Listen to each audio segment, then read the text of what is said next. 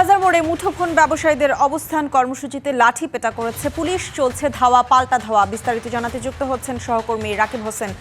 রাকিব, কি অবস্থা এই মুহূর্তে সেখানে জানাবেন?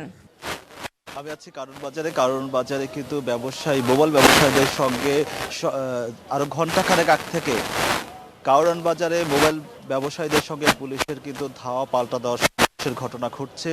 ব্যবসায়ীরা কিন্তু ইট পাটকেল ছুটছেন। আপনাদের একটু যদি দেখাই যে কারণ বাজারের যেই পান্থপথে বাংলা মোটরের যে ইস্টার্ন প্লাজার যে সড়কটি হাতিরপুল সড়কটি রয়েছে, সেই সড়কটিতে পুলিশ এবং আইন শৃঙ্খলা রক্ষাকারী বাহিনীর সাথে কিন্তু সেনাবাহিনীর সদস্যদের আমরা দেখতে পাচ্ছি, র্যাব রয়েছে। এখানে ব্যবসায়ীরা কিন্তু অবস্থান নেওয়ার চেষ্টা করছেন এবং তাদেরকে কিন্তু তারা যখন ইট পাটকেল ছুটছেন তখন কিন্তু তাদের পরিস্থিতি শান্ত করার জন্য আইন শৃঙ্খলা রক্ষাকারী বাহিনীকে আমরা দেখতে পাচ্ছি যে তারা টিয়ার সেল, রাবার বুলেট এবং তারা সাউন্ড গ্রেনেড নিক্ষেপ করে তাদের ছত্রভঙ্গ করার চেষ্টা করছেন।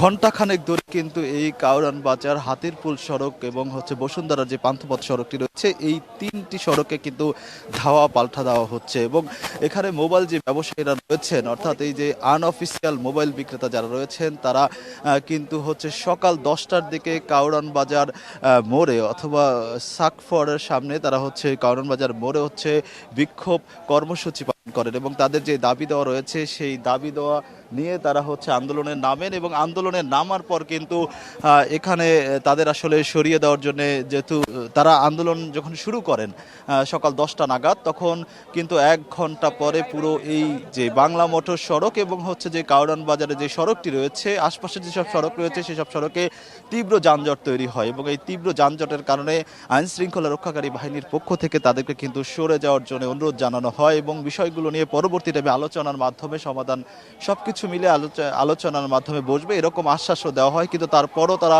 বিক্ষুব্ধ হয়ে ওঠেন। এক পর্যায়ে তারা আইন শৃঙ্খলা রক্ষাকারী বাহিনীর দিকে মানমুখী হয়ে ওঠেন এবং যেহেতু জনভোগান্তি তৈরি হচ্ছে, সবকিছু বিবেচনায় তাদের বল প্রয়োগ করেন সরে যাওয়ার জন্য। তারা সরে যাওয়ার চেষ্টা না করে উল্টো ইট পাটকেল নিক্ষেপ করেন। আপনাকে যদি দেখাই, তারা কিন্তু এখনো যে হাতিরপুল যে সড়কটি রয়েছে সেই সড়কটিতে কিন্তু তারা এখনো উত্তেজিত অবস্থায় রয়েছেন এবং পুলিশের আইন শৃঙ্খলা রক্ষাকারী বাহিনীর দিকে কিন্তু তারা ইট পাটকেল কিন্তু নিক্ষেপ করছেন। আপনাকে যদি একটু দেখাই যে এখনো ব্যবসায়ীরা, মোবাইল বিক্রেতারা কিন্তু ইট পাটকেল নিক্ষেপ করছেন। এই সংঘর্ষ ঘণ্টাখানেক ধরে থেমে থেমে কিন্তু এই কাউরান বাজার, হাতিরপুল এবং পান্থপথ সড়কে কিন্তু চলছে।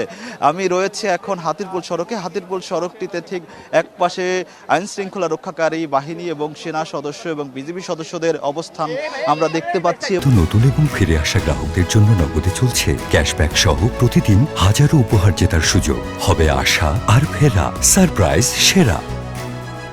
এবং আরেক পাশে দেখতে পাচ্ছেন যে এক একটি করে তারা ইট পাটকেল কিন্তু নিক্ষেপ করছেন অপর পাশে থেকে মোবাইল ব্যবসায়ীরা, এবং পুলিশ তাদের ছত্রভঙ্গ করার জন্য মাঝে মাঝে কিন্তু সাউন্ড গ্রেনেড নিক্ষেপ করছেন। তবে পরিস্থিতি খুবই বাজে অবস্থায় রয়েছে, পরিস্থিতি অশান্ত হয়ে উঠেছে।